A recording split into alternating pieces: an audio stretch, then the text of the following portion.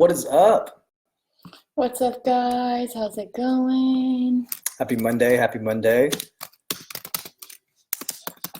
And welcome to part 2 of our series, Think and Grow Rich. I'm pumped. I'm sending out the bot. Everybody check in. Make sure you guys get your teams on, get everybody on. Share, tag. And today we're talking about desire. All right, let's see here. There we go.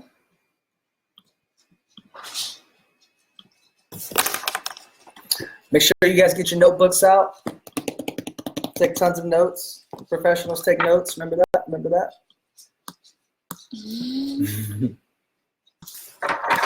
All right. How was everybody's weekend? Shout out to Cheyenne. You threw an absolutely amazing Halloween party.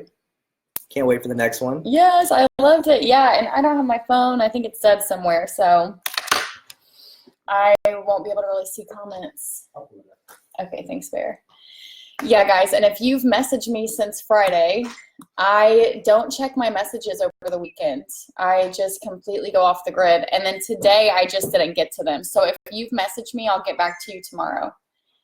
What's up, guys? How's it going?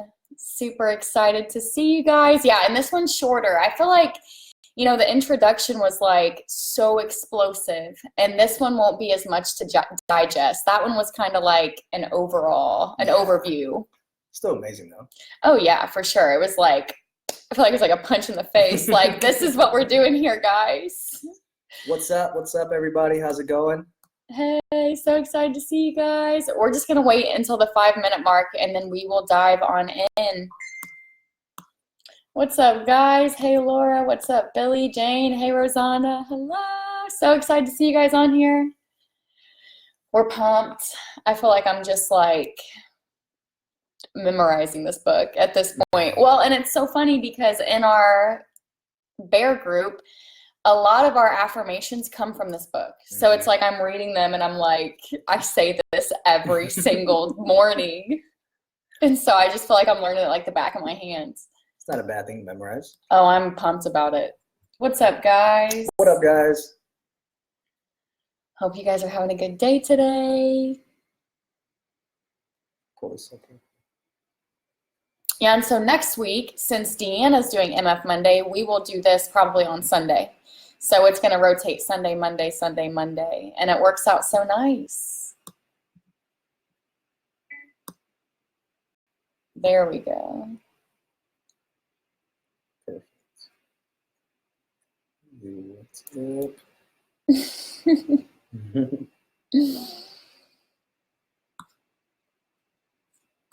And also, too, I've realized that this is worked great for potentials, too.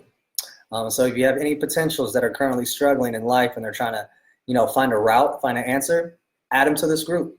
And this will help them realize how amazing of a community that we have. Yeah, because this is so big for everyone, not just people in a business. Yeah, this could be your gift to people. Mm-hmm.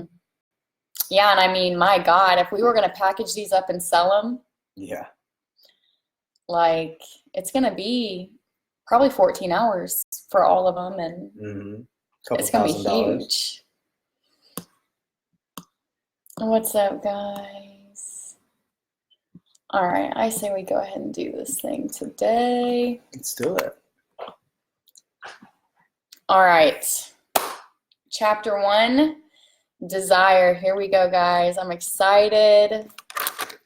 And once again, we're at the Magic 13, and I'm just going to leave this as our first slide, so you guys can always screenshot this, but it's nice just to kind of run over this, whenever you can, because this is his Magic 13, and it is most definitely magic. It's probably one of the most magic lists I've ever seen in my life. All right, so here we go, guys. Chapter 1, desire, the starting point for all achievement. And so he argues that to do anything, desire is required. And he goes back to Edison and Barnes here, and he says he may have looked like a tramp, but his thoughts resembled those of a king. And I love the way that he opens up this chapter, because he opens it up with visualization. So it says, as he walked into the office, his mind was at work. He saw himself standing in Edison's presence. He heard himself asking for an opportunity to carry the consuming, burning obsession of his life. And so then he talks about how this was not a hope, not a wish. It was a desire that transcended everything else. And this desire had been his dominating desire for a long time. So, he sat at home for years thinking about this, getting the strength to get on the freight train. Like, he didn't even have money for a train ticket, so he had to ride by freight. But he knew, he was so determined because he had seen it for years. And his desire was so strong that he was convinced that this is what was going to happen. And so it was not a hope. It was not a wish. It was something that he knew was going to happen. And when he visualized it, that knowing gave him so much confidence. And the visualizing is it's the hardest part, and it's the most key part, because that is you selling yourself every day on what you're chasing. And you're going to have down days. And this is where your visualization comes into play. When me and Lacy were first getting started on our entrepreneurial journey, that's all we had. All we had was the visuals inside of our head, what we're going to be doing, where we're going to be living. That's so true. What our lives were going to be like. And at that time, everybody thought we were crazy except us. So if you're having trouble with people relating to your vision, you're in the right spot. Well, and I'll tell you what, guys, the way that the human mind works, it's like if it sees something, it's like practicing. And so like before I got on stage, I would see myself on the stage and see the crowd, see myself delivering it, very well. And so it was like I was convincing my mind that I had practiced. Mm-hmm. And then when you get up there, when you've practiced it a million times in your mind, what's the true difference between me actually being on the stage doing it and closing my eyes and practicing it to gain that confidence? Yep. I really felt that change, that experience for me. And I would say it was the first time that I really visualized on a situation, like saw it every day. And I definitely felt it make a difference for me, especially being so introverted. Like it really helped me get through that. And so Barnes succeeded because, number one, he chose a definite goal to focus on. That is so important. He chose a definite goal. Number two, he placed all energy, all willpower, and all effort on this one goal. So he wasn't dividing up his focus. You know what I mean? And then number three, he was content with starting where he was. And this to me is the most important one, because he was content with going in there and working for him as a laborer and being there for 5 years without any ray of hope. He said that Edison never looked at him and gave him confirmation. He was just there for 5 years with no validation. And that is so amazing as a laborer. And so he wasn't picky about where he started. So how does that come into terms with network marketing? When you start, you have to start where you are. And so you have to understand that you're learning and you're growing through your failures, but starting where you are is what allows you to become Edison's partner in 5 years. Mm-hmm. So that's beautiful. And so it says, to everyone but himself, he appeared only another cog in the Edison business wheel. So everyone's looking at him and they're like, you're an idiot. Edison's never going to make you his partner. And he hears this for 5 years. You're an idiot. Your reality, I'm denying it. Edison is never going to do that for you. You're just a cog. And he stayed and he didn't listen because in his own mind, he was the partner of Edison every minute of the time from the very day that he first went to work. And so I see that as he convinced himself he was his own rock. And because he was so convinced, he was able to make it through what other people said. And it was he didn't have Facebook to just hop on and get new friends. He couldn't just leave this town and this criticism like we can. And I feel that story in my soul because so when we started the estate sales, right? And basically this guy named Lee, he was my Edison. He was my way to try to get us into a new network and just a next level of living. So when I first started working for him, guys, I was living in Muncie and was traveling back and forth every single day to make $200 a week. And by working with him, I used to watch him make $5,000, $6,000 a week. and I would have to just make 200, and that was my training fee. So in my head, that didn't matter because I knew if I could just bite the bullet and put the time in and pay my dues, eventually I would be able to earn what he's earning. So imagine being in that situation for, what was it, like 5 to 6 months? Yes. 5 to 6 months of training.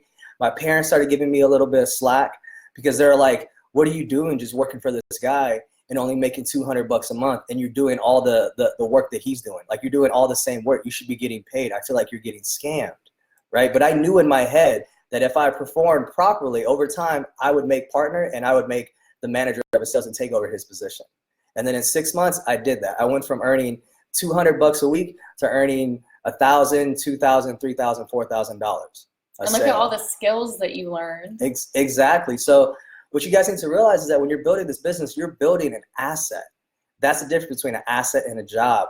You're not making a wage. You are building an asset that can take care of you for the rest of your life. So if you're currently in it, you're in the right position. And I would say that the most valuable skill that Tim earned was the way he can work with older women. Like, yeah. He's amazing with older women now because he was around them so much for estate sales. They're like best friends, the way you guys click. Yeah, estate sales made me get out of my bubble. I was very introverted at that time, and literally every weekend was me talking to thousands of different people from all walks of life, from people with money to people without money, to folks who thought they were above everybody, to folks who had attitudes.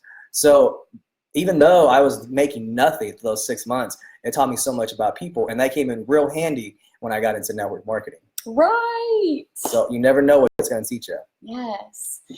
And so I love this last quote. It says, he stood by his desire until it became the dominating obsession of his life and finally a fact.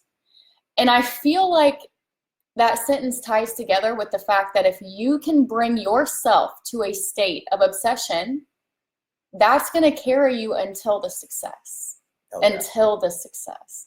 And so our only goal really is to convince ourselves of our success and to get to that state, because that's the magic state where life really starts to work with you. And so lesson 1, he won because he wanted it more than he wanted anything else. And I see that. You know, if we are splitting our focus up between different things, you know, we might have like kind of mediocre, maybe things grow a little bit, but it's like if we really zone in on one thing for 1 year, 3 years, 5 years, you can really see what human beings are capable of.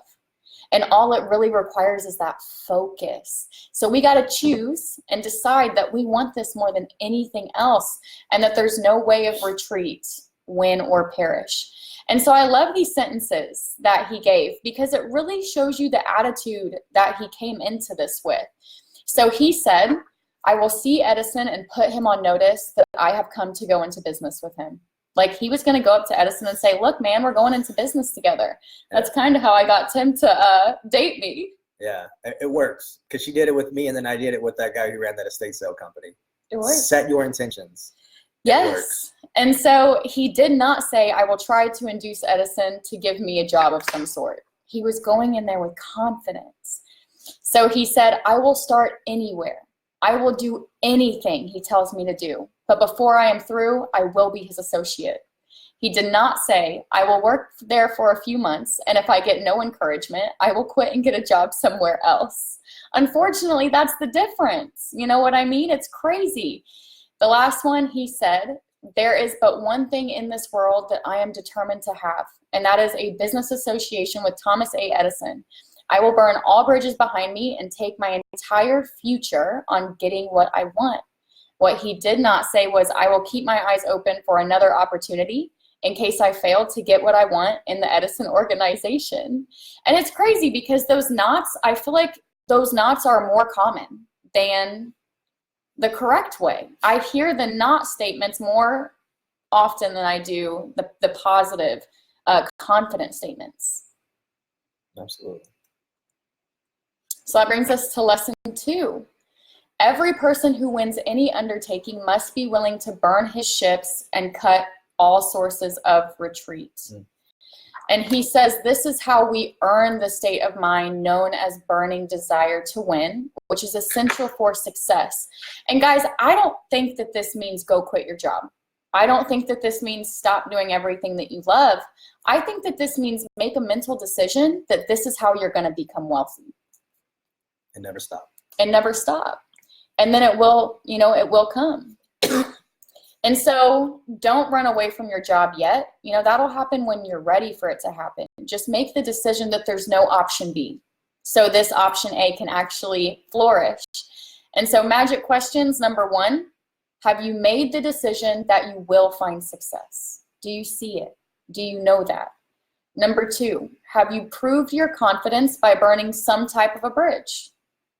Number 3, can you see that you have to show life that you want it before life will give it? I look at it that way. It's easier for me to understand. If I can just convince life in the outside world that I really want something, that I'm going to get it, it seems to happen, right? Because the outside world is what works together to get me there. So all I got to do is show life and everyone around me how bad I want something, and I'm going to get it. Absolutely. So now we're going to talk about the Great Chicago Fire. And so these 5 businessmen, they were located in downtown Chicago with all their shops and the things that they had built. And there was a great fire. And so they had to confront the question, do we rebuild or go start in a more promising place? Because, their stores could have just got set on fire again once they rebuild. They were thinking that Chicago, they needed to get out of there. It wasn't looking so great anymore. And so 4 of them left to go somewhere more promising. But Marshall Field looked at those 4 men and said, gentlemen, on that very spot, I will build the world's greatest store, no matter how many times it may burn down. And I love this quote the best. It stands there today, a towering monument to the power of that state of mind known as a burning desire. I love that. That's so powerful. Have you ever heard that quote by Napoleon? So they talked about Napoleon back. He had a situation where he had to climb an impossible. It was actually the Alps. He had to climb the Alps to surprise an enemy. Well, all of his commanders and advisors told him, you can't do that because you'll lose the army. But if he didn't do it, he would have lost the battle. So the phrase that he says, to the Napoleon army, there are no such thing as the Alps. And when you have that mentality, there is no such thing as a mountain in your way. It is just another chance for you to prove that your desire is stronger than your problems. Yes, that was so good, Barry. It blew my mind in this book I read today. I have to share it with you guys. I love that. And so the easy thing to do is exactly what everyone else did. When the going was hard and the future looked dismal, they went where the going was easier. And kind of backtracking to what Lacy was talking about on that question 3, can you see life with life? Can you show life that you want it? You have to go all in sometimes on things. When me and Lacy started Indiana Creatives, we had a 6-month-old and we quit my job on our wedding and we spent all of our money on the startup of our business. If there was ever a signal to the universe that we are completely willing to destroy our old life so we can create our new one, that was our moment to show. And since then, the universe has just been like taking care of us. So sometimes, guys, you got to go all the way in. Yeah, and I'll tell you, I did not have a good reputation at that point. In college, I kind of did everything wrong. I actually ended up getting 2 DUIs. I was a mess. And then I found Tim. We had a baby out of marriage, decided to get married, and hit rock bottom. And we're like, you know what? We're going to start a business. Yeah. But I'll tell you what, my friends and family, at least, did not think anything of me. And so when we started that and we had to show people we're doing this and we want it and we don't care what you think about us anymore. Yeah, my parents thought I was homeless. Right. That is so huge. And so don't care. Do not care. Don't care at all. So this is the difference between most people and Marshall Field. The same difference of practically all who succeed versus all who fail. Number 1, desiring riches with a state of mind that becomes an obsession. Absolutely. Number 2, planning definite ways and means to acquire the riches. We're lucky because HempWorks kind of gives us the plan. It gives us the vehicle, right? We don't have to come up with a new industry or anything crazy. You just ride the wave. Right. And number 3, persistence, which does not recognize failure. Absolutely. Boom. If you don't recognize failure, failure can never find you.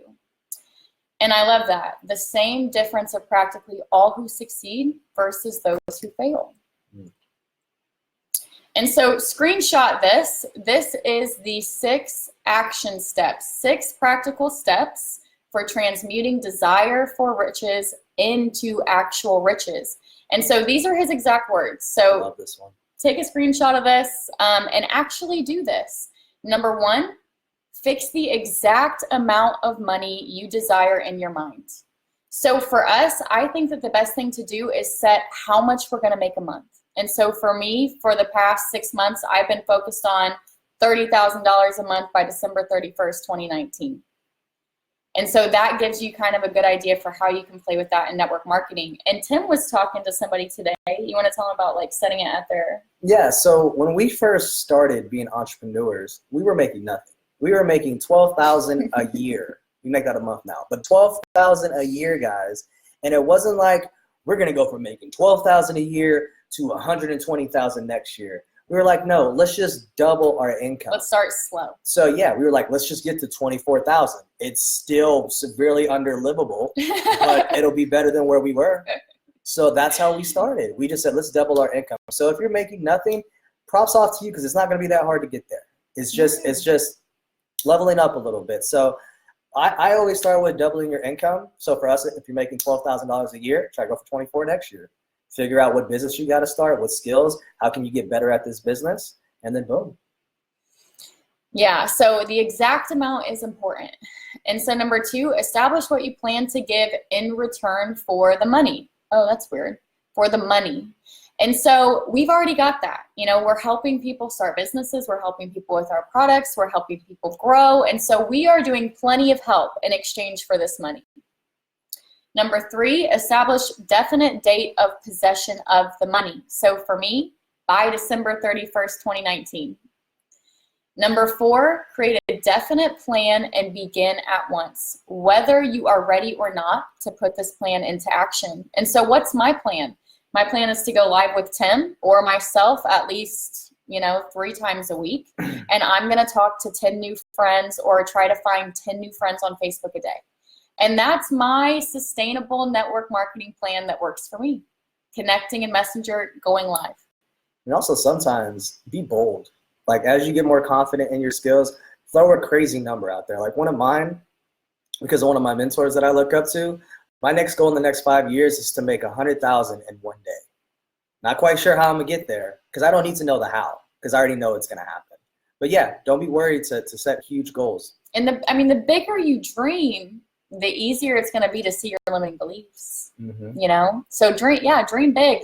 Do a realistic one, do a huge one, start with where you're at and where you feel comfortable. Yeah, because like 4 years ago, it was just, we want to make 24,000. We want to make double of what our income is. And now after having years of confidence and, being in this game, now we're starting to set higher goals like 30,000 by December 31st, 100,000 in 24 hours by 2024. So it's all baby steps. Yes. Follow your failures. Yep. Number 5, write a clear, concise statement of the amount of money you intend to acquire. Name the time limit. State what you intend to give in return. Describe the plan clearly. So that's just like a summary of your statement. And then number 6, read your written statement out loud twice a day. Once when you wake up and once when going to bed.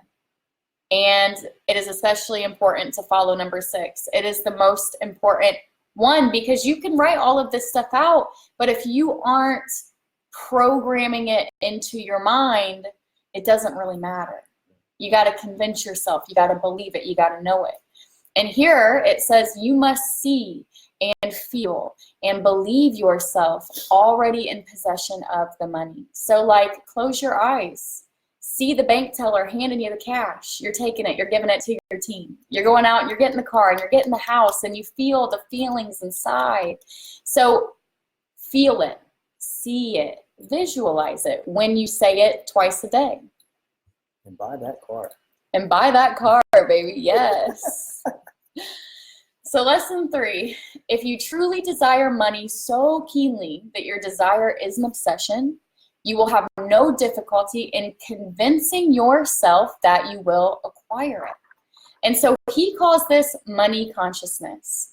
And he says only those who become money conscious accumulate great riches. So Let's look over here first. I want to hit on this because he makes this so important in the book. And he has to do this because he has to get you to say it twice a day. If you don't believe in this, you won't say it twice a day. So he says, to the uninitiated, who has not been schooled in the working principles of the human mind, these instructions may appear to be impractical. They look crazy, right? But he convinces us. He says they were written by Andrew Carnegie. And then he says that Edison said, not only are these the steps essential for the accumulation of money, but necessary for the attainment of any definite goal. And then he says, these steps call for no hard labor, sacrifice, education, or credibility, but it does call for sufficient imagination to enable one to see and understand that the accumulation of money cannot be left to chance, fortune, or good luck. And I love that last sentence because what he's telling you is doing this visualization is not leaving money up to chance, fortune, or good luck. This is like the definite way. This is how he sees it. He sees this as the definite way to acquire this money. And so here's the magic questions. Number one, are you convinced that you will earn X amount of dollars per month? And number two, did you know that this level of belief is your responsibility? Your responsibility. And that's amazing because it's something that you can do by yourself in your bedroom, in the bathroom, in quiet places. It doesn't require anyone else, just you. And so I added a power mantra here too, because this is one that we use in our group, and this is his personal money power mantra that he likes. I am so saturated with the desire for money that I see myself already having it. And when you say it, see it. See it, feel it, believe it, right? There's nothing wrong with being obsessed with money, guys, because it really unlocks everything.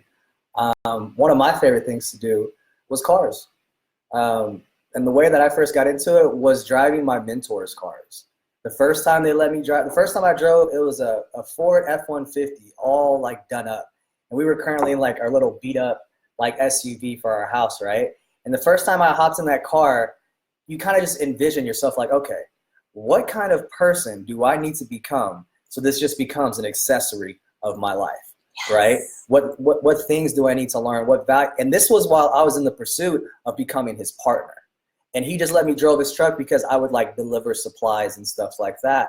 But little motions like that, like buy the car and put some pressure on yourself. You're like, okay, I have this car payment now.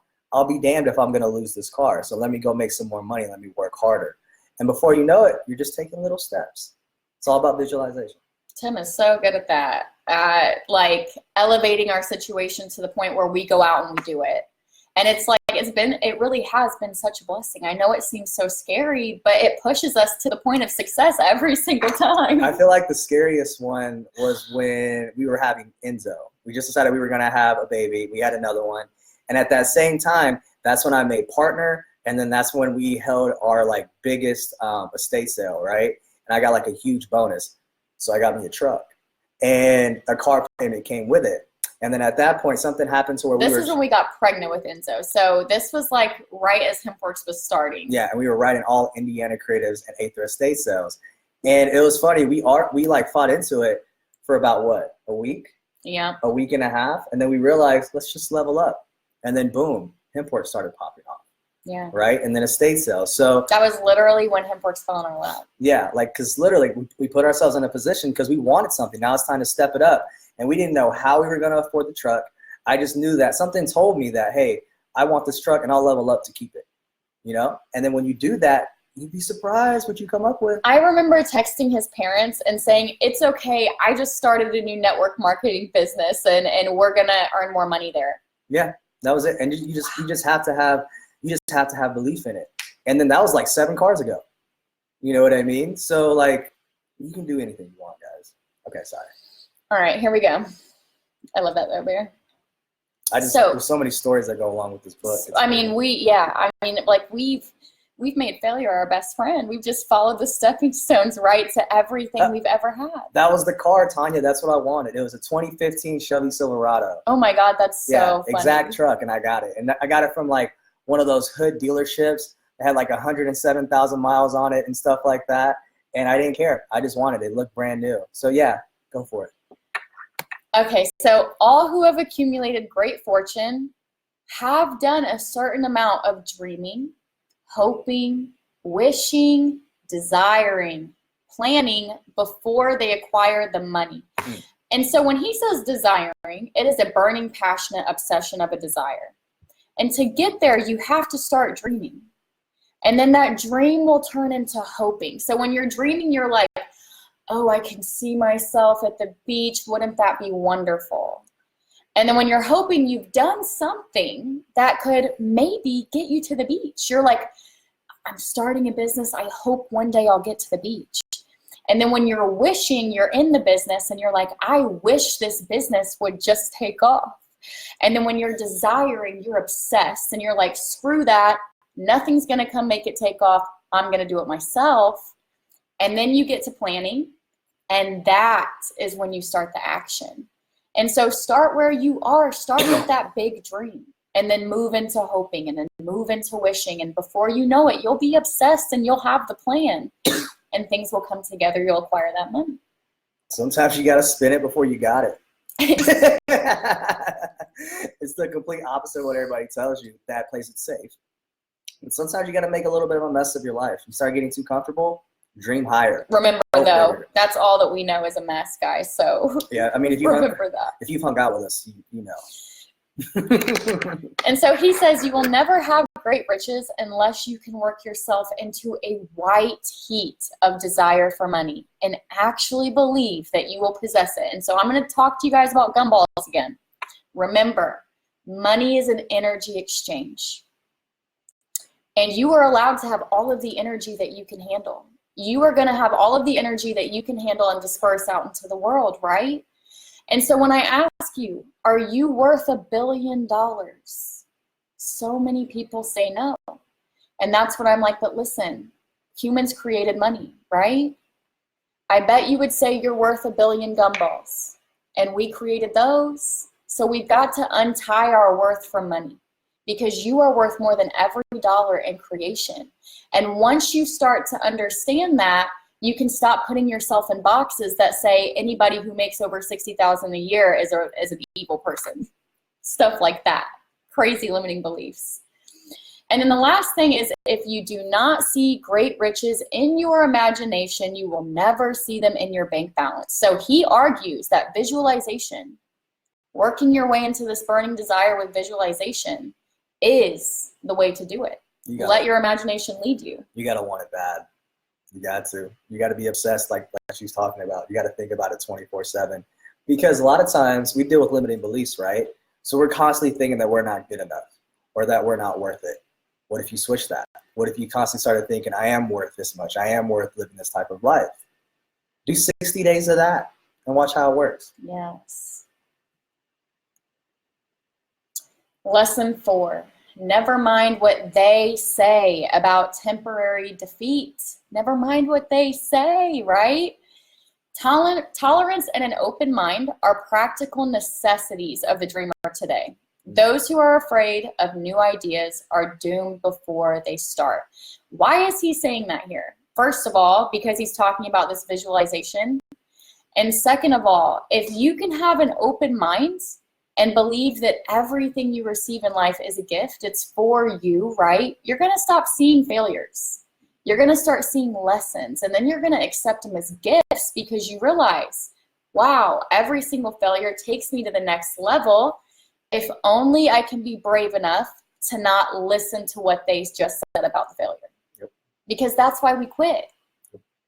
So we got to turn off our ears and put our heads down until we're making the money we want to see. And we cannot pay attention to these people. And the thing is that everyone's reality is different. We can't listen to what people say about us. We cannot let them diminish our worth ever. And so I love this quote. He says, let no one scorn the dreamer. I love that. The dreamer is all we got. And we let people take the dreamer down every day. And so think of this. Henry Ford in the horseless carriage. What do you think people said to him? You freaking idiot. There's never going to be a carriage without horses. Edison and the lamp. What do you think people said to him? The Wright brothers and their flying machine. What do you think people said to them? They couldn't just block these people.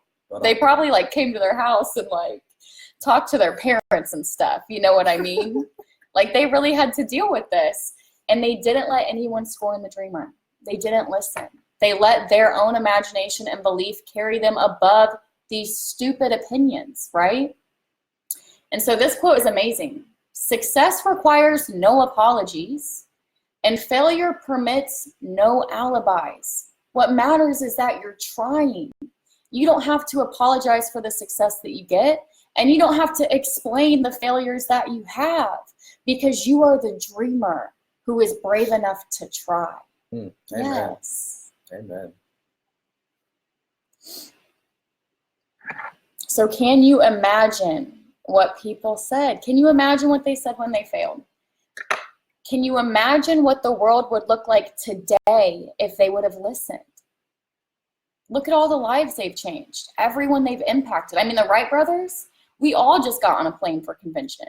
You know what I mean? Can you imagine if they listened? And so despite ridicule and thousands of failures, practical dreamers do not quit. Take courage, for these experiences have tempered the spiritual metal of which you are made, and they are assets of incomparable value. He is telling you right here, your failures are the most beautiful, valuable thing in your life, if only you can treat them correctly. All who succeed in life get off to a bad start and pass through many heartbreaking struggles before they arrive. The turning point usually comes at the moment of some crisis through which they are introduced to their other selves. And the key thing here is just learning how to weather that storm. When you first start a business, that first year, that's going to be your proving grounds on your commitment. You're going to have to prove that you really want this new life that you're going for. And that scares a lot of people because it goes against our normal pattern. As far as like, we're scared of errors, we're scared of disappointing people and looking dumb. But that is all made up in your head, right? So you have to be able to weather that storm. And normally in today's world, see, we're lucky. Back in the day, if you started a business, your timeline was like 5 to 10 years to become successful. And I'm just hoping that I make my money back by the 5th year. Nowadays with technology, everything is leveraged. Like you're no longer like condensed or, restricted to your area. You can meet everybody all over the planet like we're doing tonight. Everybody is all over the world on this call. So the real timeline nowadays is more like 1 to 2 years with hard work. It's no longer like our parents where they had to work 5 to 10 years to make their own business happen. So we're in like a very nice part in technology right now in today's world. Yeah, that's so true. Like this belief can really accelerate things for us, right? And I want to hit on this. When he's talking about other selves, higher selves, life, whatever you want to call it, think of it like this. Think of it as a perspective shift. So if you're going through some type of problem and someone's giving you crap, just take a step back and look at yourself from like a higher point of view. Look at that person, look at you, look at the interaction. Try to remove yourself from those emotions. Because when he's talking about other self, I truly feel like it's awareness. It's the thing that kind of like sits behind your emotions and it can watch them go up and down without getting lost in the sea of it. Because what they're calling out in you is what they see in themselves, and a lot of times it's them kind of projecting their own insecurities. Like they want to be able to leave their job and try something new. They want to be able to have the courage to, but so they take you down. Yeah. So therefore they can keep you on the same page with them. Yeah, so just step back out of your emotions and just try to look at the situation without those feelings, because those feelings are what make us, run away or accept that defeat. And so look at yourself. You are the practical dreamer. Let no one score in the dreamer. Step back and take notice and then throw it away and go about your day, right? And then like there's a simple exercise that you can do too. Anytime somebody attacks you negatively or attacks you negatively, bless their heart. It's Bless a phrase. That's it. Bless their heart. Oh, Tim, you're never going to make it. Bless your heart. You don't know what their past looks like. And exactly. Oh, Jody, you're never going to be successful. Bless your heart. That's it. And what that does, it just makes you feel like you don't have to take the weight of their words, because you come to understand that they don't understand. You don't need an explanation. You don't owe them anything. You can just walk away. Bless their heart. Bless their heart. Block them. Bless your heart. Bless your heart. Like, I'm never going to see you to say bless your heart again. God bless you. So, O. Henry, being forced through misfortune to become acquainted with his other self. So he found his awareness through misfortune. And you can see it, guys. At convention, everybody stood on stage and talked about what? Their misfortune. The gifts are in the struggles. And so this is kind of where we start to find our awareness, because we're like, wait, I don't have to be so involved in the emotion of this. Like, I can kind of see it from a little bit of a higher perspective. And so he used his imagination. He discovered himself to be a great author instead of a miserable criminal outcast.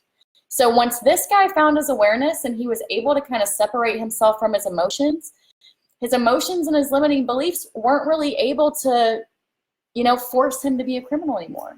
They didn't make him do crazy things. He was able to kind of step back and say, what do I want? How do I don't have to let these opinions control me and make me do crazy things anymore. And so I love that a lot. And what they say about infinite intelligence, they say, the ways are strange and varied. Sometimes we are forced to undergo all sorts of punishment before discovering our own brains and our own capacity to create ideas through imagination. Preach. And so most people never find their other self, this awareness, because they never learn the art of transmuting their strongest emotions into dreams of a constructive nature. And so I look at that as when those strong emotions are taking you over, most people hit a point where they just decide to quit. They don't want to feel this anymore. It's the easiest way. And the people who are able to push through those emotions, even though it feels like, you might lose your mind, you're like, I cannot possibly do this anymore. If you're just brave enough to take that one more step, that's when the gold happens, right? That's when people find this awareness that really allows them to kind of see things from a new perspective and not allow others to get in their way anymore. I love that. And so lesson 4, no one is ever defeated until defeat has been accepted as a reality. Isn't that crazy? Do not accept defeat. Stay focused on yourself. If you're going through something and you have a failure, someone can look at you and say, oh my God, you just failed. But you can look at them and be like, this isn't a failure to me. This is a gift. Look what I learned. And then you can just turn around and walk away. And people look at you like, what just happened? And that was convention for us. Our speech, like everybody came up to us and apologized, and we told them that we saw an opportunity in this, and here we are. Yeah, we don't have to know this word. We don't have to know the word impossible. We don't have to know the word. We don't have to even, accept those as part of our reality. And Tim and I do not at all. And so your other self will come with faith, courage, tolerance, and hope. And if you have these states of mind and a working knowledge of the principles described, all else that you need will come to you when you are ready for it. And so no one can do it for you. Yep. You can't even really do it for yourself. It comes when you're ready, after you've pushed through trials and tribulations and stood up for yourself a couple times. And really what you're working on, when you're going on these new ventures and you're by yourself, your friends and family haven't followed you yet, and nobody around you really understands what you're doing yet, you have to develop your pioneer spirit, is what they call it. Yeah. So where you embrace the misunderstandings and you embrace the being isolated while doing it. And each time that you go through a failure, each time that you go through a cycle, your pioneer spirit gets stronger. There's less fear there now. The first time you heard it, it got to you real bad. The second time you heard it, didn't hurt as much. The third time you heard something negative, didn't even bother you. And when you get to that level, there's a weight that gets lifted off of you, because you got to think, us worrying about what people think, that's kind of it's anxiety for no reason, really, because we're giving people weight of their words, but it holds nothing to our actions. What people say has nothing to do with your actions. And the more that you develop the ability to take a loss and learn from it and grow, the faster that you build that spirit that you can go off and accomplish bigger things. Get over this like menial stuff, and get out there and start building the life that you want. Yes. I love that, Bear. Thanks, baby. All right, so magic questions. Number 1, did you know that you are not defeated until you believe that you are? So if you ever find yourself in a state of defeat, it's your fault. And you can turn around and say, hey, we don't have to accept this crap, right? It's all up to you. Yeah. Number 2, did you know that it is your responsibility to accumulate this belief in yourself? Because no one else is going to do it. It's impossible. I swear, guys, I would eat my left arm to be able to develop this belief for you. Like, it's like my whole life. I wish I could, and I know that I can't. And so it's all you, baby. You got to find it in yourself. And so number 3, did you know that when you accumulate belief in yourself, nothing can make you accept defeat as your reality? Huge. Fearless. Fearless. You really do. You become fearless. Because then the idea that you had in your head about the worst case scenario, you find out that when it gets to that, it's really not that bad. No. We had a story for years, me and Lacy, when we were struggling. We're always scared about the lights getting cut off. Never happened once. But how much fear? The whole time we're just like, this could be the month. Maybe we can't afford it. And lo and behold, when we're successful making 5 figures a year, we forget to pay our light bill and our lights get turned off. Yeah. So this just shows that all the stuff that you're worrying about is irrelevant, because when it finally did happen, the thing that we were so scared of, it wasn't a problem. We paid it, got done, went out to eat. By the time we came back, our lights were back on. We went and had an adventure when our electricity went out. Isn't that funny how life works, right? And when you have those moments, those are key, because when you have those moments, you can look back at a time where you thought everything was dark, and you realize that, hey, like, this is just part of the process. I'll get through this room and I'll move on to the next one and everything will be fine. Yeah. So don't worry about anything. And so I love this quote, because your awareness is going to come as you just focus on yourself. Just focus on yourself and have faith. And I love this quote. It says, every proverb, every book, every passage, every byword that belongs to the aid and comfort shall surely come home through open or winding passages. And so with your trials and tribulations, you're going to gain this awareness, and it's going to get easier and easier and easier, as long as you can just not give up on yourself. I love that. And there is a difference between wishing for a thing and being ready to receive it. No more effort is required to aim high in life, to demand abundance and prosperity, than is required to accept misery and poverty. At this point, I look at it and I'm like, it really just depends on what words you're conditioned to. If you're constantly talking about, thinking about, feeling about poverty, that's going to remain. If you're constantly talking about, thinking about, aiming towards prosperity, you're going to get it, right? Mm. And so this story is incredible. Life gave him this story for this book. And so amazing. So his son came into the world with no signs of physical ears. The doctor said he may be deaf and mute for his entire life. And so he said, nature could send me a child without ears, but nature could not induce me to accept the reality of the affliction. I love that. What? That's real as hell. I love that. This man had to have more belief and faith than any person in the entire world. Any person. And after a while, that becomes easy. It's a muscle. And so it says, the whole course of things goes to teach us faith. We need only obey. There is guidance for each of us, and by lowly listening, we shall hear the right word. And that right word is desire. More than anything, I desired that my son not be deaf and mute. Many years previously, I had written, our only limitations are those we set up in our own minds. And for the first time, I wondered if that statement were true. Like, if he had done this, you know, he had made his life over this whole concept, and then this happens. And for the first time, what he's created his life over, he's questioning it. And he's like, is that true? Can I change this with my mind? Incredible. I love that. And so he started kind of seeing signs as he worked with his son.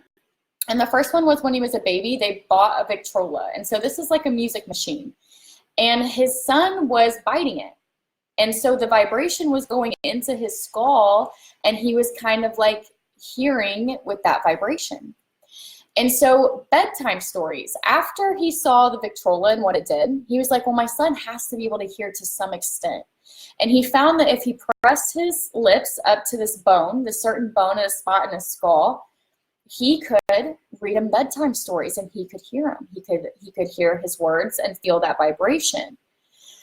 And so he said, I knew every adversity brings a seed, but I had no idea how this affliction could ever become an asset. My reason said, there is no adequate compensation for the lack of ears and natural hearing equipment. But desire backed by faith pushes reason aside and inspires us to carry on. His obsession and faith with this topic got them through this and changed nature, right? And so he says, my son's belief and faith in me was very important. From that point in time, I started selling him the idea that this was an advantage. So he was telling him things like, you're going to get special treatment in class. You're going to get extra tips when you're delivering newspapers. Everybody's going to treat you like a king because of this. He was telling him little white lies, is what he called them, to sell it as an advantage. And so all of a sudden he's 7 and he's not self-conscious at all. And he wants to sell newspapers. And so his mom's like, no, she can't imagine her deaf boy, on the street selling these newspapers. It was too dangerous. And so one night when the parents were out, this little boy sneaks out the window, goes to a neighbor's house, borrows money, goes and buys the papers, sells them out, goes back, pays back the guy, gets another round, sells them out. Sneaks back home, and the parents find him in bed. Mom's freaking out. Dad is so proud. I love that. You would be so proud. I would be so proud, right? Proud. Yeah, I'm all for it.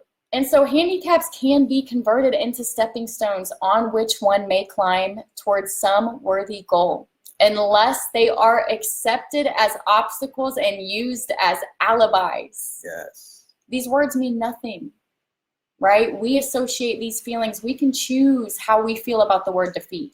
So I look at it and I'm like, lesson, right? And so their faith was amazing because the parents, they refused to let him learn sign language. And they fought the school administration his whole life over this. Could you imagine having the school administration come at you and tell you your deaf son needs sign language? And you're standing there like, no, my faith says he doesn't. Like it leaves me speechless. And so he was sent some hearing aids. He went and got a hearing aid. Tried the hearing aid. He was extremely disappointed. It didn't work. And they went to the doctor, and the doctor was like talking about the surgery that he had when he was younger. And he was like, well, we had the surgery. We saw there's no hearing equipment for a hearing aid to work. It's just not going to happen because he doesn't have the equipment in his skull. And so his son kind of like fell into that defeat a little bit. Starts college, starts going to school, and all of a sudden he's got another hearing aid in the mailbox. Some company sent him a hearing aid on trial. And so he was kind of slow about putting it on, and then he did, and it freaking worked, you guys.